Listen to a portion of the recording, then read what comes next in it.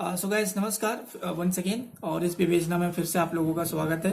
अब यहाँ पे एक चीज़ और मैं बताता हूँ। यहाँ पे नायर जी ने एक चीज़ और लिखा है कि एक बार कलाम जी ने उन्हें बुलाया और उनसे पूछा कि हम जो इफ्तार पार्टी है वो क्यों करें, इससे क्या फ़ायदे हैं, क्यों करना चाहिए।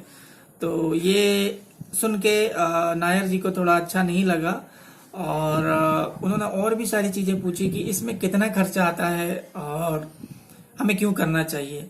तो फिर इन्होंने नायर जी ने लिखा कि हमने फिर राष्ट्रपति भवन का जो आयोजक समिति था, जो इफ्तार पार्टी वगैरह आयोजित करते थे, उनसे पूछा तो उन्होंने बताया कि मोटा मोटा हमें 2.5 लाख रुपए का खर्चा आता है इस पार्टी को आयोजित करने के लिए। तो एपीजे अब्दुल कलाम जी ने कहा कि देखिए, हमें ये पार्टी नहीं करनी चाहिए और मैं इसके समर्थन में नहीं हूँ कि हम पार्टी करें, क्योंकि इसमें जो भी लोग आते हैं वो सब खाते पीते घर के रहते हैं और खाते पीते रहते हैं।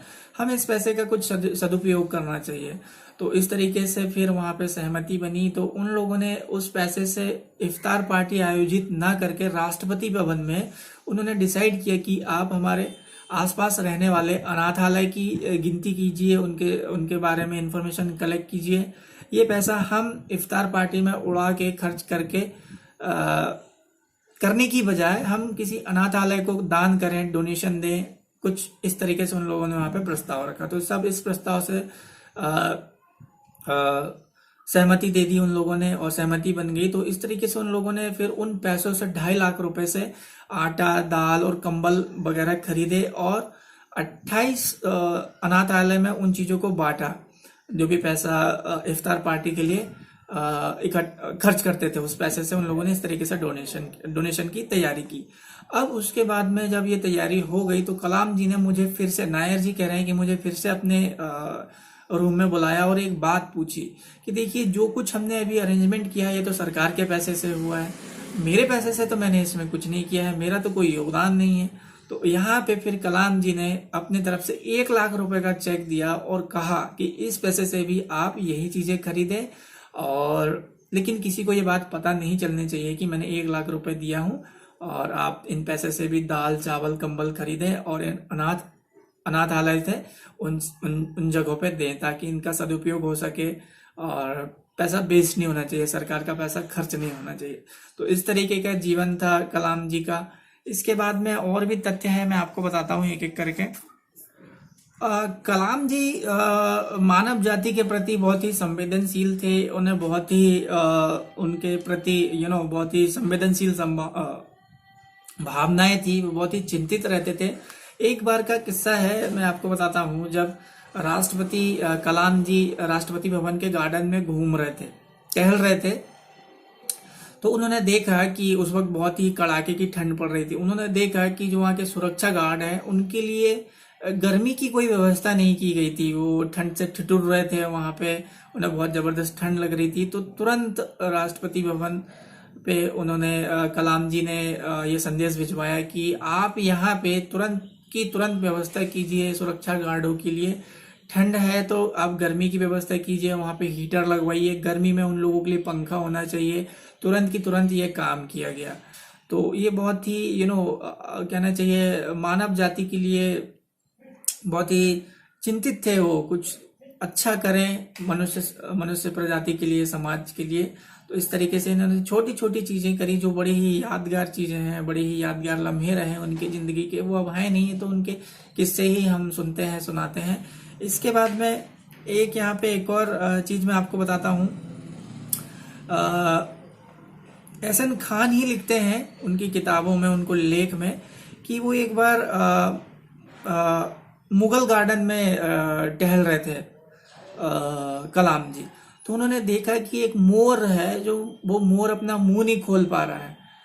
वो मुंह नहीं खोल पा रहा है और काफी परेशान लग रहा है वो मोर। तो उन्होंने तुरंत वहां पे एक चिकित्सक थे, उनका नाम भी बताता हूं मैं। वहाँ के जो उस गार्डन के चिकित्सक थे उनका नाम था डॉक्टर सुधीर कुमार। तो उन्होंने तुरंत डॉक्टर सुधीर कुमार को बुलाया और उन्होंने कहा कि आप इस मोर को चेक कीजिए, इसके साथ क्या दिक्कत है, क्या परेशानी है। तो सुधीर कुमार ने तुरंत उस मोर का चेकअप किया और उन्होंने बताया कि उसके मुंह में एक ट्यूमर है। उस ट्यूमर की वजह से वो उस प्रॉपरली सांस नहीं ले पा रहा है, मुंह नहीं खोल पा रहा है, बोल नहीं पा रहा है, बेसिकली चिल्ला नहीं पा रहा है।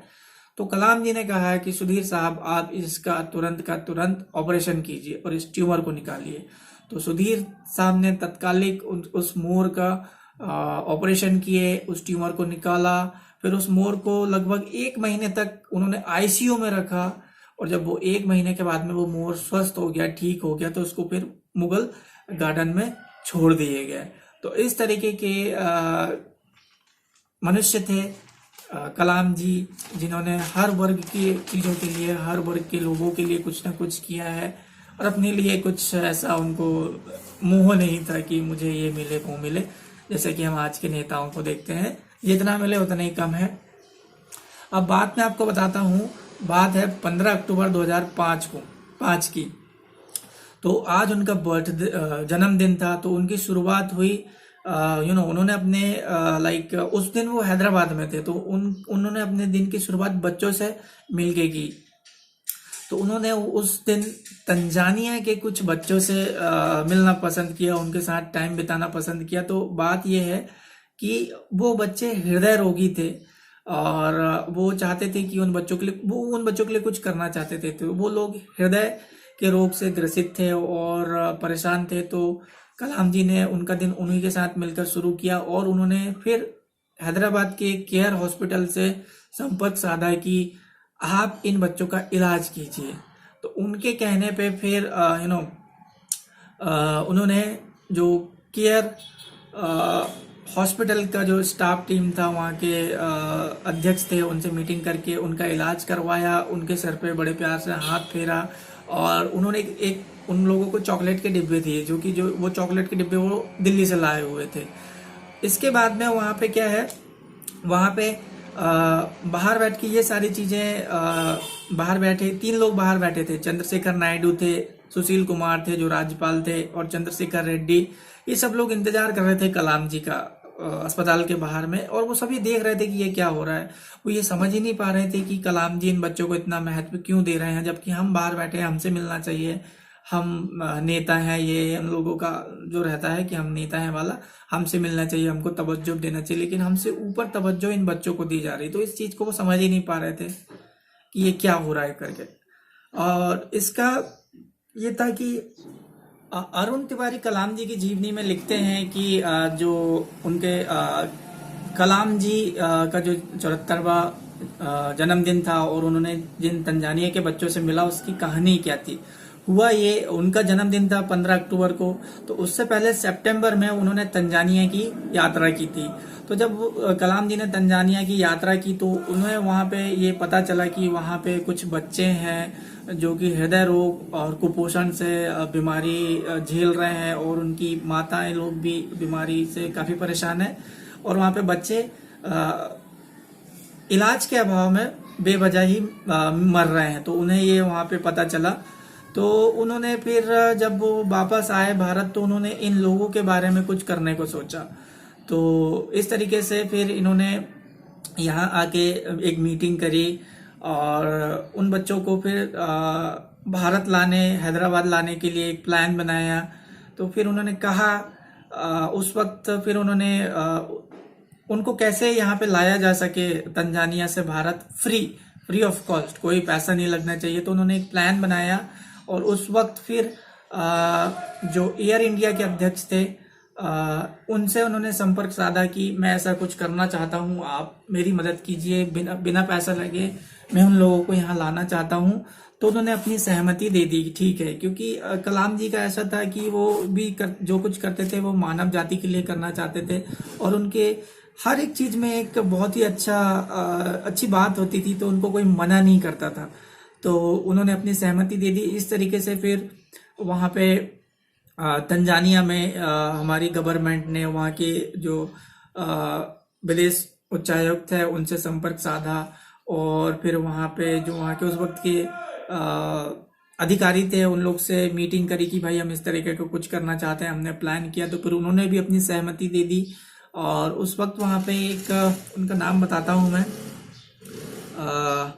युवा नजारो था, एक वहाँ का जो लीडर था, लेडी थी शायद।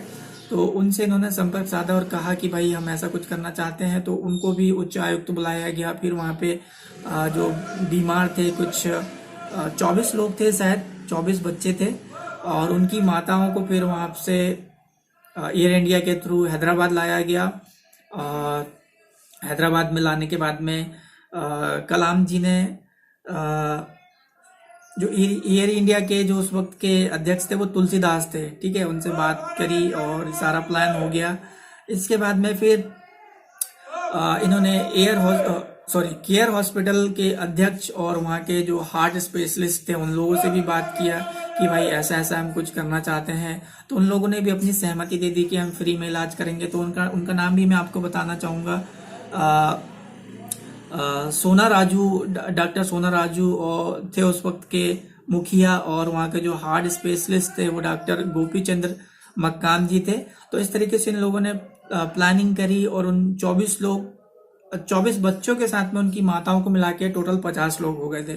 तो इन 50 लोगों को हैदराबाद लाया गया, केयर हॉस्पिटल में इनका ट्रीटमेंट किया। ये करीब 1 महीना रहा और ये पूरा खर्चा केयर हॉस्पिटल ने फ्री में दिया। केयर फाउंडेशन है, उन लोगों ने 50 लोगों को रुकने का अरेंजमेंट किया, सारा खर्चा उठाया, और वो 1 महीने के बाद में ठीक होके अपने देश को चले गए। इसके बाद में अब मैं एक और किस्सा बताऊंगा। किस्सा उस वक्त का है जब कलाम का कार्यकाल खत्म होने लग गया था, कलाम जी का कार्यकाल खत्म होने को आ गया था। तो उन्होंने क्या किया, फरवरी 2007 को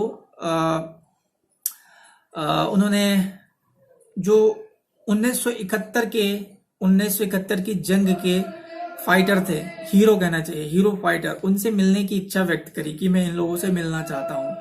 तो फिर हुआ ये, उनका नाम था field marshal Sam Manekshaw. तो इनसे मिलने के लिए इन्होंने अपनी इच्छा प्रकट की क्योंकि इनका कार्यकाल खत्म हो रहा था। तो इस प्रकार वो फिर क्या हुआ, उनसे मिलने के लिए वो ऊटी चले गए।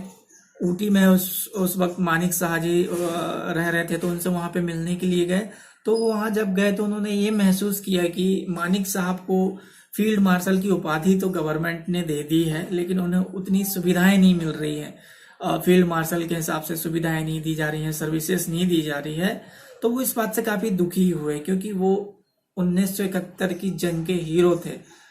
अब जब वो वापस लौटे, दिल्ली लौटने के बाद में कलाम जी ने फिर से इस चीज पे सोचा कि मुझे उन लोगों के लिए कुछ करना चाहिए। तो फिर उन्होंने फिर से थोड़ा चर्चा किया अपने टीम के साथ मिलके। तो उन्होंने वहां पर डिसाइड किया कि जो मानिक शाह है उनको सारे भत्ते मिलने चाहिए जो कि उन्हें नहीं दिए जा रहे हैं। साथ ही साथ में फिर उन्होंने उस टाइम के एक और हीरो थे, वो थे अर्जन सिंह जी। उनको भी सारे भत्ते मिलने चाहिए और मानिक साहब को भी सारे भत्ते मिलने चाहिए उन्होंने, और वो भत्ते भी तब से मिलने चाहिए जब से उन्होंने आर्मी ज्वाइन करी थी, जब से उन्होंने देश को सर्विस देना शुरू किया था। तो इस तरीके से गाइस कलाम जी का जीवन था। उन्होंने अपने जीवन में कई बहुत सारी चीजें करी, छोटी बड़ी, और इस तरीके से आज वो हमारे बीच नहीं है। उनके यही किस्से हमारे बीच हैं जो सुनने को मिलते हैं, सुनाने को मिलते हैं। अगर आपको ये वीडियो पसंद आए हो तो चैनल को सब्सक्राइब जरूर करें और शेयर करना ना भूलें। शेयर तो जरूर करें, और अगर अच्छा लगा हो तो लाइक भी जरूर करें। और कुछ नए वीडियो शेयर करूंगा मैं। So guys, till then bye bye. और कलाम जी आज हमारे बीच नहीं है, लेकिन वो ना होते हुए भी हैं और सदा ही रहेंगे। सो जय हिंद।